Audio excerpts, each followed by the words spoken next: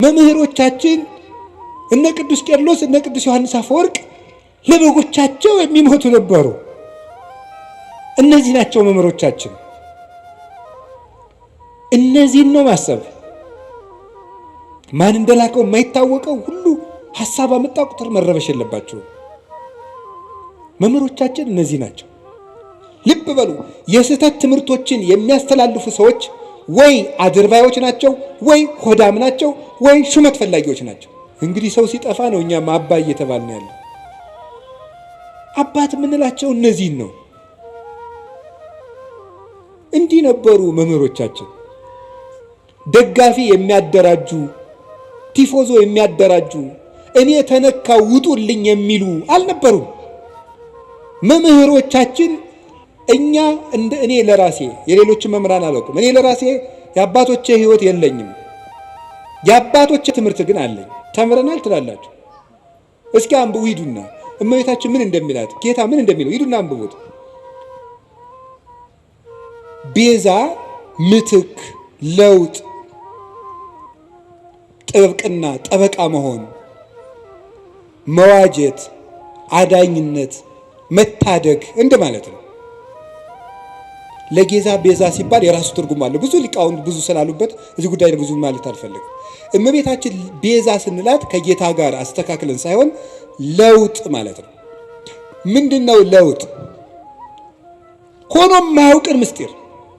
እስራኤል ባህር ቢሸገሩ አይደንቅም። ይሄ ኖህ በውሃ ላይ ሲንሳፈፍ ስለተነገረ እናውቀው የለ።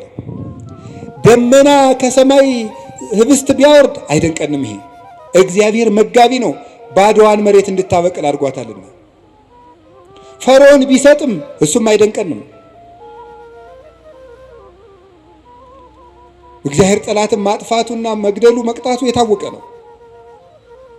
የሚደንቀን ግን ድንግል እንደሆነች መጽነሷ፣ ድንግል ከወለደች በኋላ ድንግል መሆኗ፣ ሴት አምላክን ወልዷ መታቀፏ ግሩም ነው። ይሄ ታምር ይሏቸዋል የድንግል ማርያም ማህፀን። ይህን የሚደንቀን ሁኖ የማያውቅን ነገር ያመነች ብፅዕት። ኤልሳቤጥም እንዲህ ነበር ያለቻት፣ ብፅዕት አንቲ እንተ ተአምኒ ከመ ይከውን ቃል ዘነገሩኪ። ከእግዚአብሔር ተልከው የነገሩሽ ቃል እንደሚሆን የምታምኝ አንቺ ብፅዕት ነሽ። ያመንሽ አንቺ ብፅዕት ነሽ። ሔዋን የሌላትን እምነት ይዛ በመገኘት የሔዋን ጠበቃዋ ድንግል ማርያም ናት፣ ቤዛዋ ናት። አንድ ሁለተኛስ ድንግል ማርያም ይዛው የተገኘችው አንድ ድንቅ ነገር አለ። እሱ ምን እንደሆነ ታውቃላችሁ? ትህትና ይባላል። ሔዋን ምን አደረገች መስላችሁ? አምላክነትን ነው የተመኘችው አይደል? በለስን ስትበላ አምላክነትን መመኘት የትዕቢት የመጨረሻው ነው። ድንግል ማርያም ከዛሳ ሊቃውንት ሲተረጉሙ እንዳሉ መስላችሁ?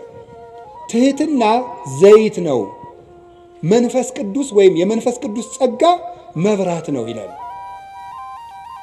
ዘይቱ ሲያልቅ መብራቱ ምን ይላል? ይጠፋል። ትህትና ከሰው ሰውነት ሲጠፋ መንፈስ ቅዱስ ከሰው ምን ይላል? ይርቃል።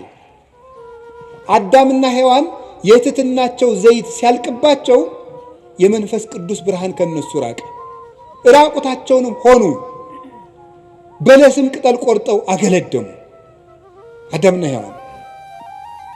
ድንግል ማርያምሳ የአምላክ ተፈሥሒ ፍሥሕት ኦ ምልዕተ ጸጋ እግዚአብሔር ምስሌኪ ደስተኛይቱ ሆይ ደስ ይበልሽ ሲላት እንዲህ ያለ ሰላምታ ለሴት ይገባል፣ ለእኔ ይገባኛል፣ ለፍጡር አለችው። ተመልከቱ ትሕትናዋን። በሔዋን ባለቀው ዘይቷ በኩል ሞት ወደዚህ ዓለም ገባ። ትሕትናን በተሞላችው እውነተኛይቱ የሕይወታችን ማሰሮ በድንግል ማርያም በኩል መንፈስ ቅዱስ መጣ። ዘይቱ ካለ መብራቱ እንደሚኖር ትሕትና ካለበት መንፈስ ቅዱስ ይኖራል እና ይሄ እንዴት ያለ ሰላምታ ነው ባለች ጊዜ ጸጋን የተመላሽ ሆይ ያሰኛት ይሄ ነው። ሙሉ ናት እመቤታችን።